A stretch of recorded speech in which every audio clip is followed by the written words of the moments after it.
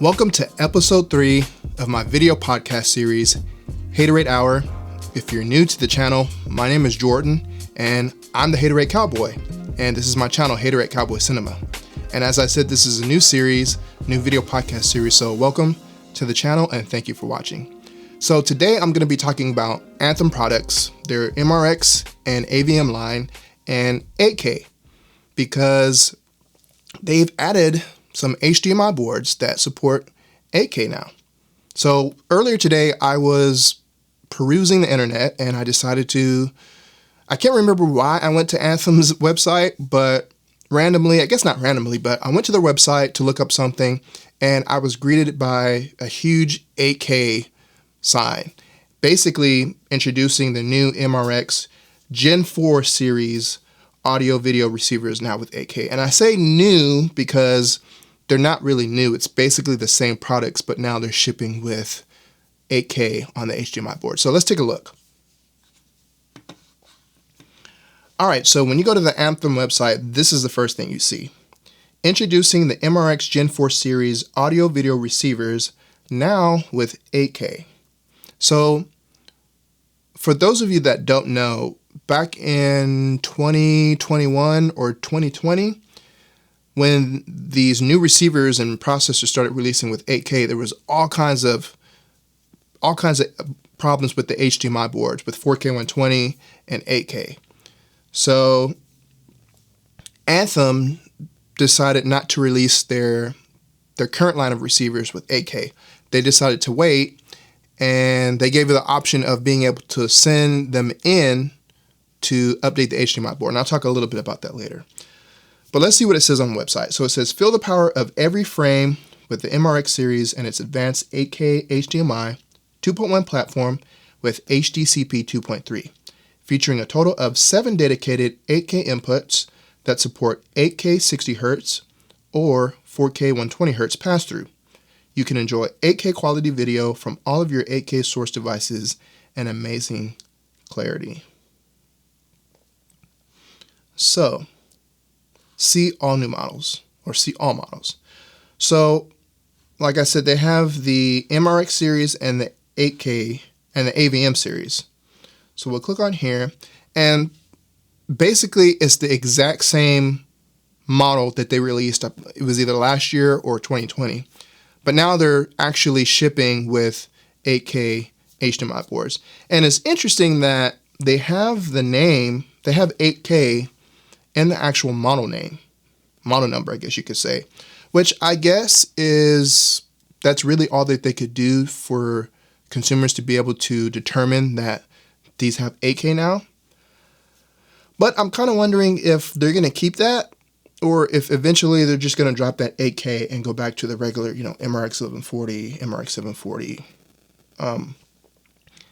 There's not really anything else new other than the 8K, so there's really no point of me going through the specs because the specs are the same. But if you want, you can click on this and you can read about read more about the 8K functions, I guess. But they also updated their app. So I'm going to talk about that as well. But for those of you that don't know, so like Denon, Marantz, and I believe Yamaha released a bunch of new 8K capable receivers and processors last year and 2020, 2021, beginning of the pandemic, and there was all sorts of issues. Now, I don't have one. I don't have anything that supports 8K. I'm still using my MRX 720, which I love, and eventually I will upgrade to something that supports 8K so I can get the 4K 120. But there was all kinds of issues. People on YouTube were talking about the issues, and it was pretty bad. So if we go here, so this is CNET, and this is back in May 28, 2021. So 8K receiver video fix. Do this if you own a Yamaha, Denon, or Marantz. So if you have one of these receivers and you've had issues, maybe you don't know about it yet, I'll tell you what you can do. So if you're having video issues with the latest game consoles, Yamaha receivers will need an internal hardware replacement, while Denon owners can sign up for a free dongle. Recent 8K compatible AV receivers from Yamaha, Denon, and Marantz will need additional hardware fixes for a bug, preventing them from displaying highest quality video. Currently, these models are unable to display video with a 4K resolution and 120 Hz frame rate. So, Yamaha announced that owners of its early 8K receivers, including the V6A, will need to replace an internal HDMI mainboard if they plan on connecting an Xbox Series X or NVIDIA RTX 30 series graphics card. Yamaha says that the PlayStation 5 video playback isn't an issue, unlike Denon, but Yamaha says that affected users should register their devices and the company will advise customers of the next steps here in the summer. So again, this was in 2021. Now for Denon and Marantz owners of new 2020-2021 8K compatible receivers, you can request a free hardware dongle that's designed to fix problems with 4K 120 video playback. So there's an actual dongle, and if you go to Denon's website or if you Google Denon 8K, it brings you to this website, HDMI adapter kit to solve 4K 120 Hz and 8K incompatibility issues. So they released a dongle that you can use that's supposed to fix these issues. Excuse me.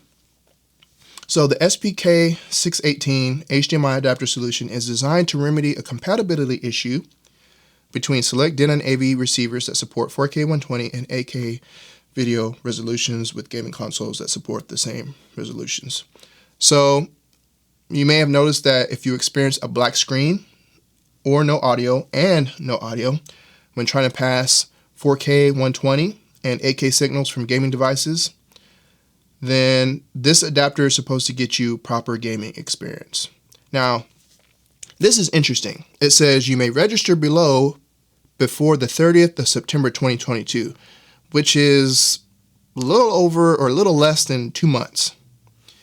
So you can register before September 30th of 2022 to receive the SPK618 HDMI adapter at no cost while supplies last. Now, that's interesting to me because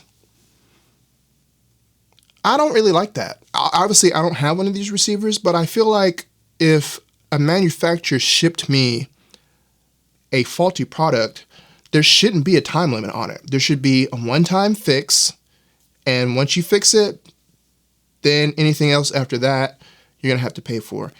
I think that's kind of janky. No, it is janky that they actually put a time limit on this. I don't know why they did that, but to me, that just does not seem right. And I don't think that that's going to sit well with a lot of consumers that bought these products. I don't know if they feel like you've had enough time because it's been, a year, 2 years, but it shouldn't matter. You should be able to get it fixed whenever you want. And so here's the thing with the technology age that we live in. There's good and bad. There's good because companies can release products and get them into people's homes. And if there's issues, they can easily push out, firmware updates and software updates. It's great. On the downside to that is a lot of companies, what they're doing now is they're basically sending out products that technically aren't ready for consumers. And basically consumers are like guinea pigs. We're basically beta testers because there's all these kinds of issues. And I feel like this is such a big issue that somebody didn't do their due diligence before shipping out these receivers with these bad HDMI boards.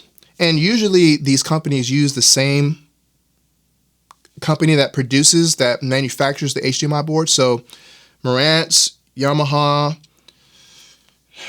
maybe Anthem, probably Onkyo, and whoever else, they usually all use the same HDMI boards from the same company. And that's why there was a chip shortage, because not only the pandemic, but then there was that one chip manufacturer that burned up. And so it just pushed everything back.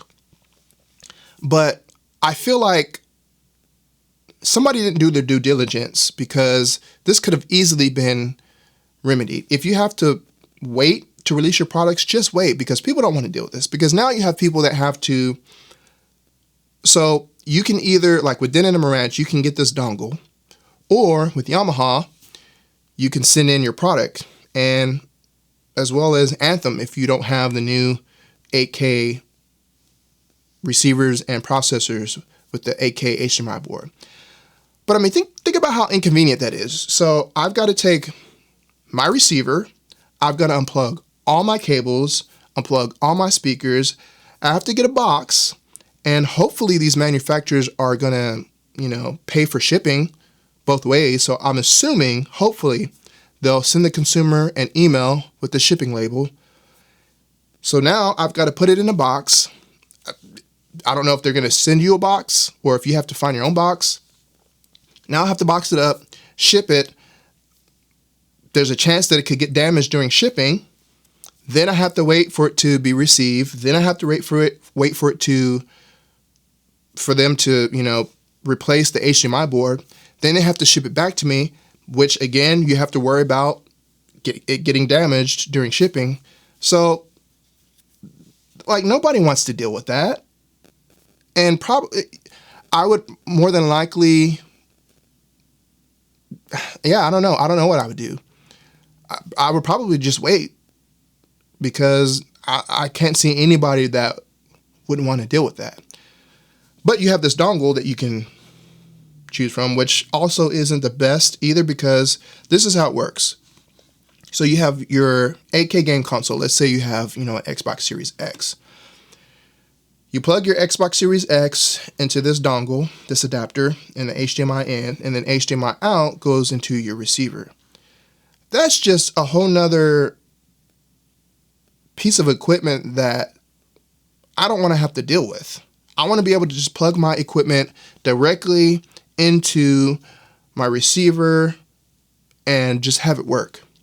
Now, there is a workaround if you don't want to do this. You can also plug your 8K device, so your Xbox Series X or PlayStation 5. You can plug it directly into your 8K TV or your 4K TV that supports HDMI 2.1 with 4K 120. And then you can use the eARC on the TV and plug that into the eARC of your receiver so that it'll pass through the object-based audio, Dolby Atmos, DTS:X, or 3D, whatever. And you'll be able to get, your 4K 120 on the TV and still get your Dolby Atmos, your object-based audio. But still, neither one of these options is ideal. So depending on your preference, whether you'd rather have added something else in your chain that could possibly mess everything else up. Now, I'm assuming Denon says it works, and I believe TechnoDad, I think he actually got a dongle. I think he tested it on his channel. I don't remember. But that's one of the disadvantages of living in an age where they can just ship things out and, send out firmware updates. So who knows?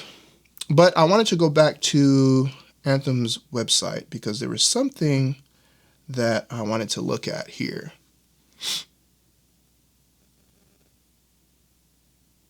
Can't remember what it was.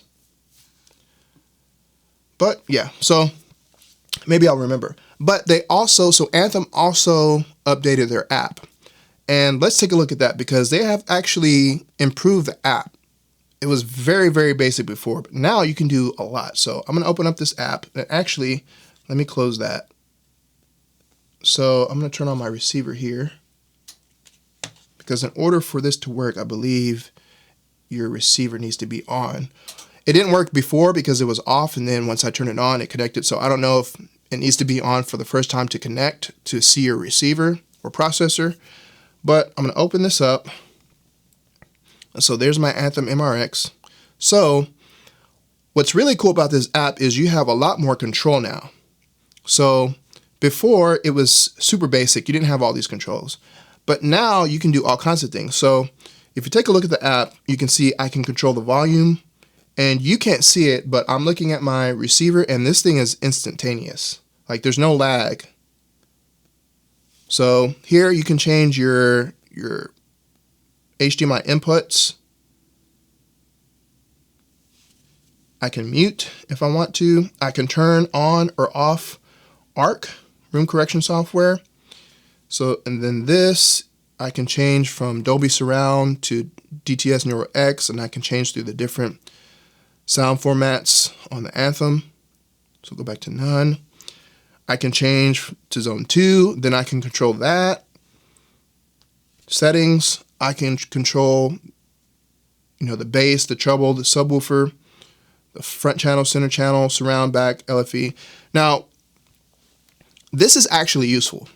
I've never been one to use apps to control, my TV, my receiver, because I have a universal remote, I have a Harmony Elite, and I want one device that I can just pick up and hit, change the volume, mute. I can hit one button and it changes all of my inputs. I don't want to have to open up my phone, unlock my phone, open an app, and then do all of that. That takes too long. But one thing that I think is beneficial with this app is that, if I want to change the input, or if I'm doing some testing, if I'm testing some speakers or something, I can just open up the app and change the input if I want to. Whereas on my universal remote, I do have to go through way more steps to get to the input. So that's good. I might actually use this during testing, or if I'm watching TV and I want to quickly switch over to, an input to do whatever to test. Now, one thing I don't like is, so you can control the sound levels here. You can change you can increase or decrease the decibels on your channels. But what I don't like is that it doesn't actually show you what the number is, where the current setting is for your decibels. Whereas if I were to actually go with my remote and go into the GUI on my receiver, on screen, it will show me, it'll say, the center channel is at +5, or my left speaker is at, +2 or at 0 reference. This doesn't show you that. So there's no way to know where it is. If you change something and you want to go back to that current setting, there's no way to change, or there's no way to know what the actual numbers are. So I'd like to see them improve that. But this is actually really cool. So if I hit discovery, if I have another, Anthem product that's connected to the network, and again, this needs to be, your Anthem products need to be connected to the network in order for this app to work, which I'm sure you probably already know that. But if you have other Anthem products, you can hit discovery and it'll show them there. And then if I click this, it shows me the little Anthem logo. It'll show me the model number, the brand, the serial number, firmware, all that stuff. So for those of you that like to use apps and don't like to use your standard stock remote or universal remote, this is really cool that they updated this, and it's super, super responsive. It's very, very quick. So I'm actually going to use this at some point. But that is the news on Anthem. So if you were waiting to buy Anthem products because they didn't have 8K support, now you can just buy them. For those of you that bought your products, you will still have to send it in to get that HDMI board replaced. And I don't know if there's a fee tacked onto that. Hopefully not. Hopefully you'll just be able to send it in, they'll replace it, and then send it back to you, because that's going to be super janky if you have to pay extra to, get that. And I didn't see any type of actual release notes or a press release. I just happened to go to Anthem and see that they had updated their MRX and AVM line. So if you were waiting, hopefully this video helped you, and you can go ahead and buy your Anthem products knowing that there's going to be 8K support on board and you won't have to send it in. So that's that. The other thing I wanted to talk about was, if you don't know, Warner Brothers has been doing a ton of just shaking up the company. They've been canceling TV shows and movies that are in production, movies that are slated for production, left and right. David Zaslav is like the new boss, and he is just axing all kinds of stuff, which I think is a good thing, because there's been a lot of not so good quality shows coming out of Warner Brothers, and movies as well. I'm a huge fan of Superman. I think that movie is super underrated. Man of Steel, that's one of my favorite top 3 movies of any genre all time. So they also recently announced that The Flash is going to be ending in the next season. I think it's going to get like a 12 episode season. I've been watching Flash since season 1, and this season I actually stopped because it's just so bad. There's characters that don't make sense, at least to me. There's, villains that are just absolute horrible trash. The show is just bad. And I'm the type of person, I don't like to give up on a show. If I've invested, 2, 3, 4 seasons with the current season of Flash, I feel like Flash has been kind of bad for the last 3 or 4 seasons. But I'm the type of person that once I've invested so much time in it, I just want to see how it ends because I've invested so much time. This is actually the first time where I've actually just stopped watching the show because I have zero interest in the storyline, the characters. It's just bad. And now that I know that the show is ending next season, I still don't even care. Like, I'm not even going to watch it. So Warner Brothers announced that they are putting together a 10-year plan for DC, taking inspiration from Marvel and Kevin Feige, which fans have been asking for this for so long. I don't know why it took them 10 years worth of Marvel movies to realize that people want a shared universe, and it actually works. Because DC kept saying, we're not going to follow the template of Marvel. We're going to do our own thing. We're going to make movies that aren't connected. Why? Like, clearly it works, and clearly that's what people want. And you have them in your comics. It doesn't make sense. So it's good to see that Warner Brothers is actually taking their DC universe seriously. So this says Warner Brothers has big plans for the DCEU, and the studio wants to replicate Marvel's long-term outlines for the future of their own superhero franchise. We've done a reset. We've restructured the business. We're going to focus. There will be a team with a 10-year plan focusing just on DC. It's very similar to the structure that Alan Horn and Bob Iger put together very effectively with Kevin Feige at Disney, Warner Brothers Discovery CEO David Zaslav said in a statement. He goes on to say, "We think that we could build a long-term, much stronger, sustainable growth business out of DC. And as part of that, we're going to focus on quality." Thank you. We're not going to release any film before it's ready. We're not going to release a film to make quarter. The focus is going to be, how do we make each of these films in general as good as possible? DC is something that we think we could make better, and we're focused on it now. We have some great DC films coming up: Black Adam, Shazam, and The Flash. We're working on all of those. We're very excited about them. So I'm very excited about that because, that means that they're actually taking their own franchises seriously, and they're not going to just be pushing out, a bunch of jank movies just to make money. And they actually care about making good quality movies, which why they weren't doing that to begin in the first place, I have no idea. So let's see here. So they actually canceled the Superwoman or the Supergirl movie that was supposed to be tied to the Flash movie because everybody knows she's coming out in the Flash. They canceled that. Now, what I'm most excited about is they've announced that in this 10-year plan, Superman is going to be at the center of this. Finally.